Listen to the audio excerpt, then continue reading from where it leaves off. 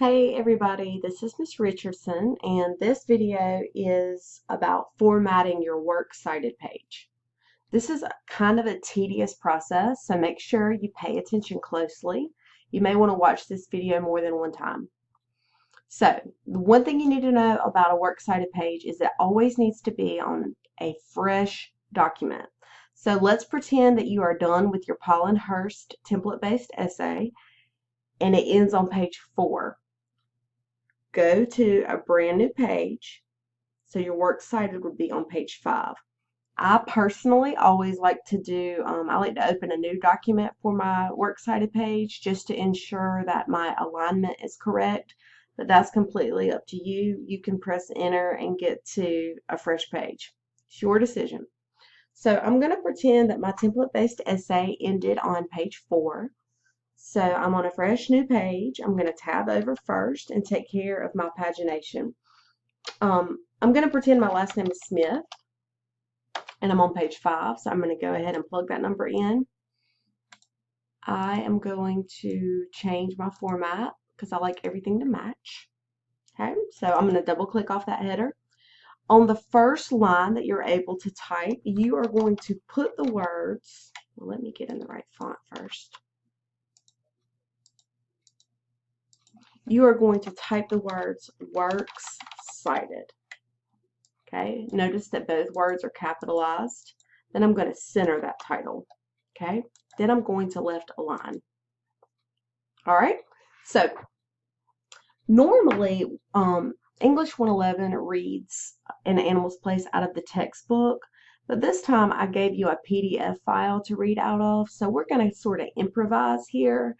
And what I want you to do in order to document the source, I want you to go to Google and type in Michael Pollan, An Animal's Place, New York Times. Okay, so you're about to be taken to an online version of this where we can get some bibliographic information. All right, so this is what you should have in front of you. All right, you will see that at the very top it says the New York Times Magazine. This is sort of a supplement that the New York Times comes out with for longer pieces of text. And you know, Michael Pollan's piece is sort of long. And so it's actually, even though the New York Times is a newspaper, An Animal's Place is appearing in the New York Times Magazine. Okay, and it's online. So if you go to the module for this week, you will see a link that says the Little Seagull Handbook, MLA 8th edition. I have provided that for you. It will tell you the formatting for any kind of source you could ever imagine. All right, so I'm going to go there now. This is what your middle page should look like when you click on that link.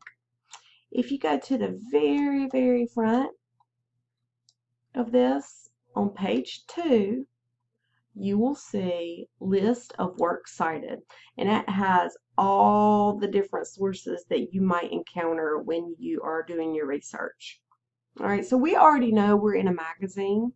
So if you look at number 9, it says article in a magazine, page 18. Okay, so I'm going to scroll down until I get to page 18. There I am. Okay, right in the middle, article in a magazine. Now, underneath that, you'll see print and then online. We want the online, so that's what I'm going to focus on.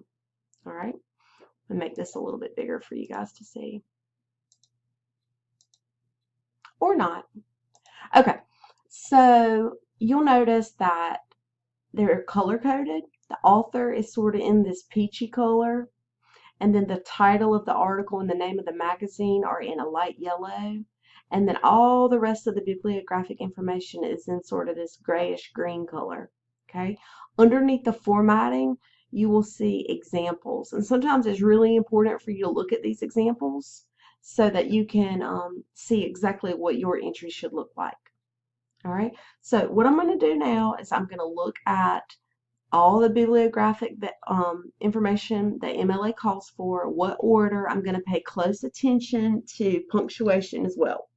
So the first thing that MLA calls for is the author's last name, a comma, and his first name. All right, so we already know that information. The author is Michael Pollan. So I'm going to go to my document. Notice that I am not indenting. Okay, we're going to talk about indentation in just a moment, but I am flush with this 1-inch margin, and I'm going to begin. Pollen, comma, Michael, period. All right. When I go back to the handbook, I notice they want the title of the article, a period, inside quotation marks. So I'm going to type an animal's place, period, inside quotation marks. Okay.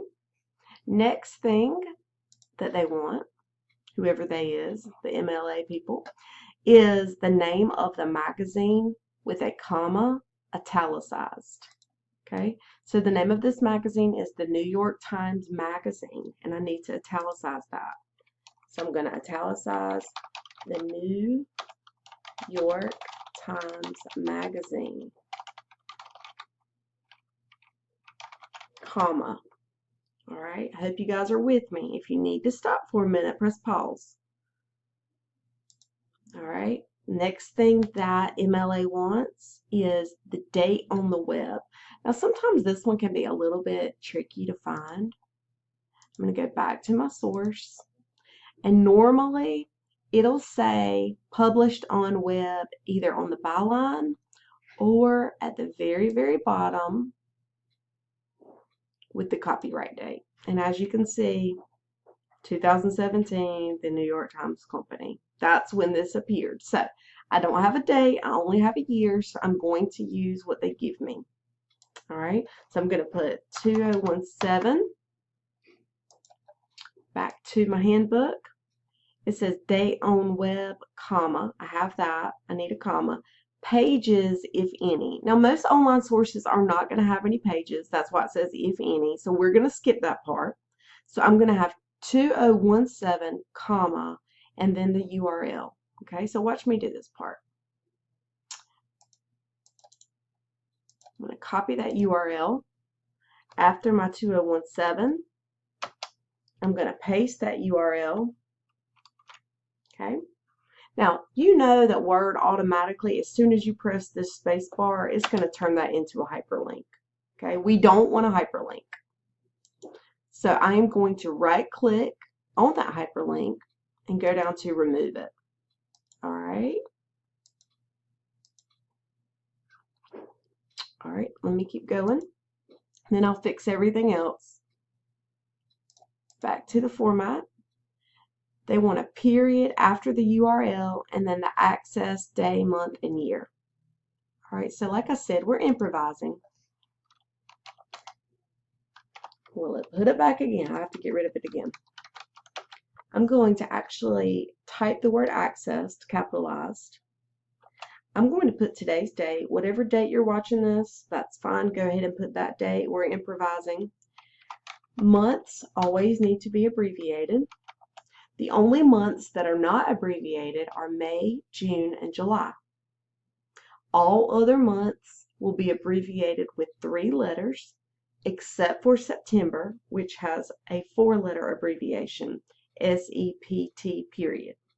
All right, so just like with the beginning of your paper where you have to put your name, my name, the class, and the submission date, MLA likes the day first, then the month, abbreviated, then the year, then a period. Okay, let me go ahead and get rid of this hyperlink one more time if it stays gone. And I need to fix my spacing. As you can tell, this is single spaced. It definitely needs to be double spaced like the rest of your document. All right, now,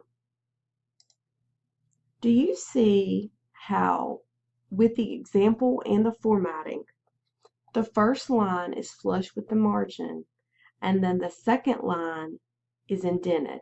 If you look at the example, first line flush with margin, all other lines indented. Hope you see that. Okay, this is called a hanging indent, and that is how MLA is going to look on the works cited page. So I'm going to go back and we'll show you 2 ways to do this, so pay attention. The first way is by putting your cursor right here on this first line that needs the hanging indent. Go to Paragraph, under Special, under the heading Indentation, you're going to click on Hanging. Okay, everybody see that? All right, now let's pretend that I don't want to do that for some reason. There is a way you can manually do it, which is to put your cursor right there before where you want to indent it. Take this bottom triangle on the ruler. It can be really, really, really difficult to grab it sometimes. Grab that bottom triangle and bring it over manually 1/2 inch. Either way you want to do it is the way that it will work. I personally am a lazy person, so I like to just click a button. All right, when you get to that point, it's time to move to entry number 2, okay, which is going to be Hearst. Now, I only have 2 entries here, so I can already tell you that I'm going to have to rearrange these. The reason why is because MLA wants your works cited entries to be in alphabetical order. I know the first thing that MLA is going to want from me is the author. For the Omnivore's Delusion, his name is Blake Hurst. H comes before P, so I already know that he's going to be before Pollen. All right, so I'm going to let you do Blake Hurst by yourself, but I will give you a few hints. Okay, first thing is, if you type in the Omnivore's Delusion into Google, this is what you are going to come up with. Okay, this is how it was originally published. The American is also an online magazine. Okay, so you should be formatting it in the exact same way that you formatted Michael Pollan. All right, this is the entire title, The Omnivore's Delusion Against the Agri-Intellectuals. I know that's super long. This is the name of the online magazine, The American. Of course, Blake Hurst is the author. This is the publication date. All right, and let's see if we can find a date published on the web. Also 2017, so that's what we're going to use. Okay, good luck with that. I expect everyone's works cited page to look like mine did. You're going to finish this Blake Hurst by yourself. If you have any questions, please email me. All right, good luck. See you online.